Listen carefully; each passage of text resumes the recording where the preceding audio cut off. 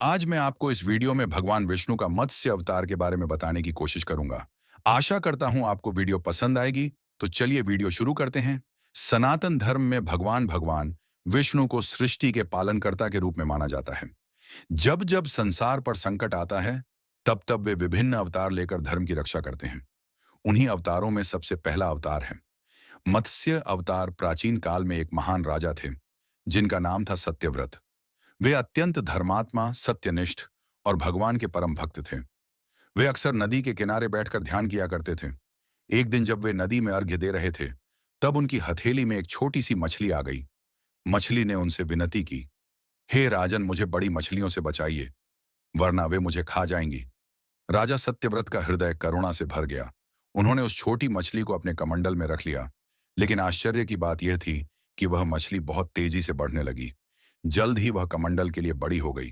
फिर उसे एक घड़े में रखा गया, लेकिन वह वहां भी नहीं समाई।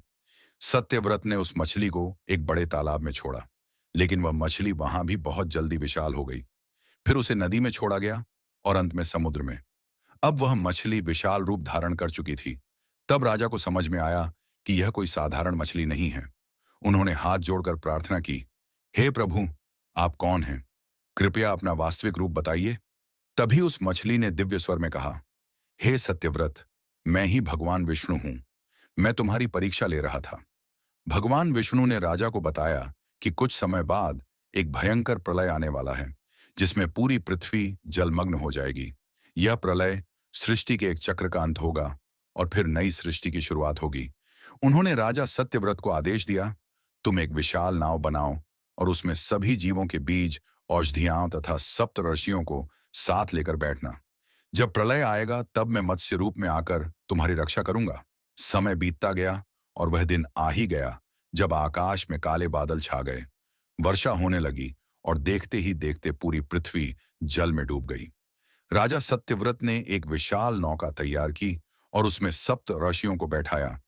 साथ ही जीवों के बीज और वस्तुएं भी रखी। जैसे ही प्रलय अपने चरम पर पहुंचा, तभी भगवान विष्णु विशाल मत्स्य रूप में प्रकट हुए। उनके सिर पर एक विशाल सींग था। उन्होंने राजा से कहा कि नाव को उस सींग से बांध दो। राजा ने वैसा ही किया और भगवान मत्स्य ने उस नाव को प्रलय के महासागर में सुरक्षित खींचते हुए आगे बढ़ाया। कथा के अनुसार प्रलय के समय एक दैत्य हयग्रीव ने वेदों को चुरा लिया था। वेद सृष्टि के ज्ञान का आधार हैं, इसलिए उनका नष्ट होना बहुत बड़ा संकट था। भगवान विष्णु ने मत्स्य रूप में उस दैत्य का वध किया और वेदों को वापस प्राप्त कर लिया। इस प्रकार उन्होंने ज्ञान की रक्षा की।